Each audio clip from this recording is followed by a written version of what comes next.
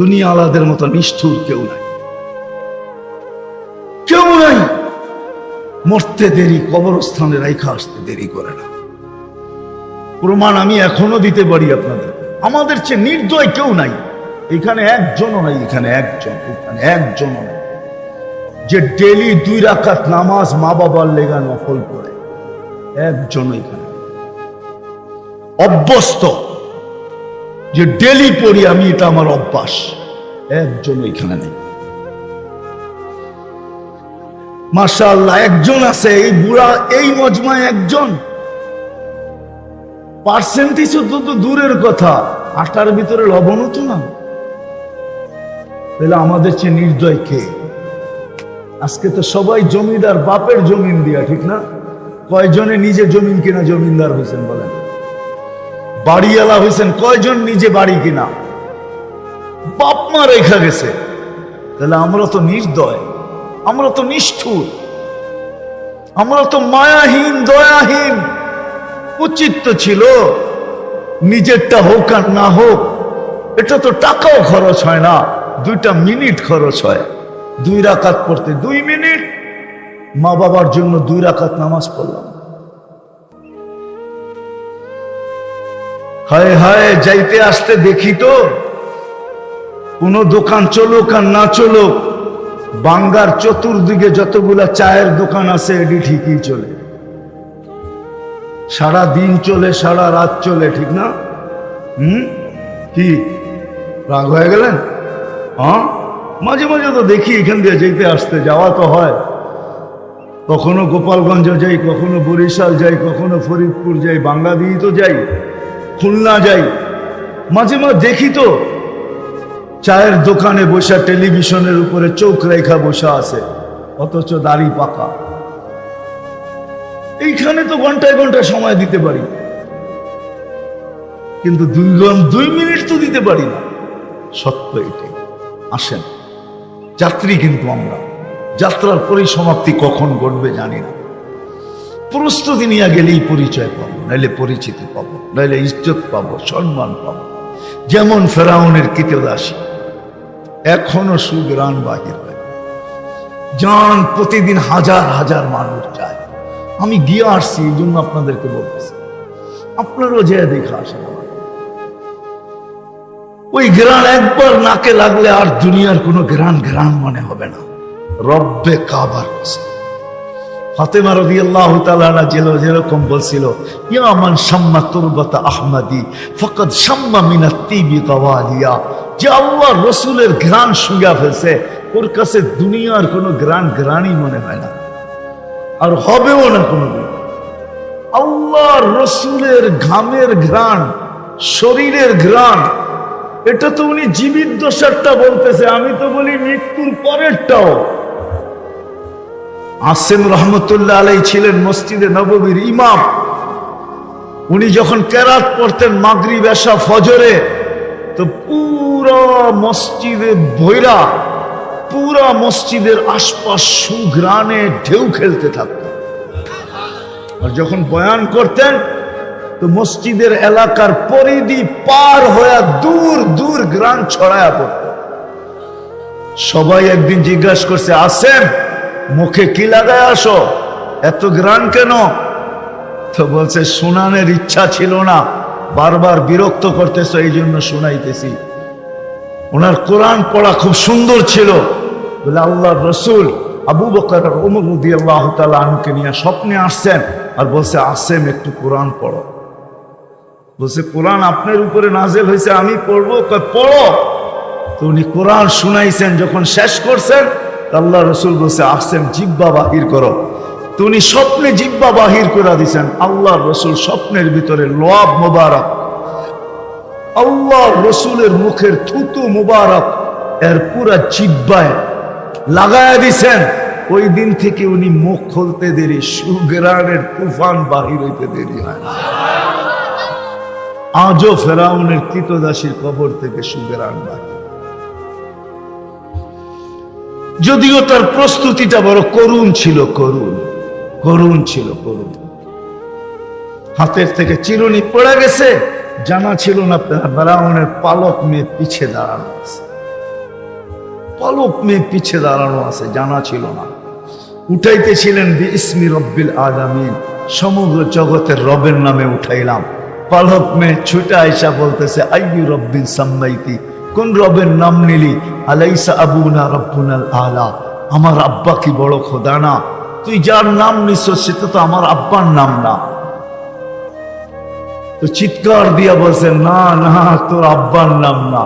কার নাম নিছি শুনবি? আল্লাযী রব্বি ওয়া রাব্বাকি রব্বা আবাকি, আমার রব, তোর রব, তোর বাপের রব, সমগ্র জগতের রব। তোর বাবা তো 2 নম্বর। মেয়ে সইতে পারে না, ছুটা যা বড় মজলিসে বাপকে জিজ্ঞাসা করছে। মন্ত্রী পরিষদের পুরা মজমা চলতেছিল, মজলিস চলতেছিল, মাহফিল চলতেছিল। ওটার ভিতরে চিৎকার দিয়ে যায় জিজ্ঞাসা করছে, আবি আলাস্তা রব্বুনাল আলা, বাবা তুই কি আমাদের বড় খোদা না? তো বলছে, বালা, অবশ্যই। তো মেয়ে প্রতি উত্তরে বলছে, না না আব্বা, আখবারাতনি মাস্তা, আমার কৃতদাসী আমাকে খবর দিছে, আন্না লানা রব্বা, আমাদের নাকি একজন পারফেক্ট রব আছে, আল্লাযী রব্বি, যিনি নাকি আমার রব, তোমার রব, আমার কৃতদাসীর রব, সমগ্র জগতের রব। ফেরাউন তেলে বেগুনে জ্বলতে দেরি করে নাই, বলছে, ডাকাতি তো আমার বাড়িতে, অন্য কোথাও করতো মেনা নিতাম, আমার ঘরে ডাকাতি। আমার মেয়ের সামনে পর্দা উঠায় দিছে, ডাক ওকে। ডাকছে, বলছে, আইয়ু রব্বিন আখবারতি, কোন রবের খবর দিলি? তো ঈমান আরো বাইজা উঠছে। ঈমান এরকম জিনিস, এটাতে যত ধাক্কা লাগে তত বেশি বাইজা ওঠে। ম্যাচের কাছিতে যেরকম খোঁচা লাগলে জ্বলা ওঠে, ঈমানও ধাক্কা লাগলে এরকম জ্বলা ওঠে, আরো জ্বলা উঠছে। বলছে, তুই বুঝি চিনিস না কোন রবের নাম নিছি? আল্লাযী রব্বি, যে আমার রব, রব্বাক তোর রব, রব্বা বিনতাক তোর মেয়ের রব, রব্বাল আলামিন সমগ্র জগতের রব।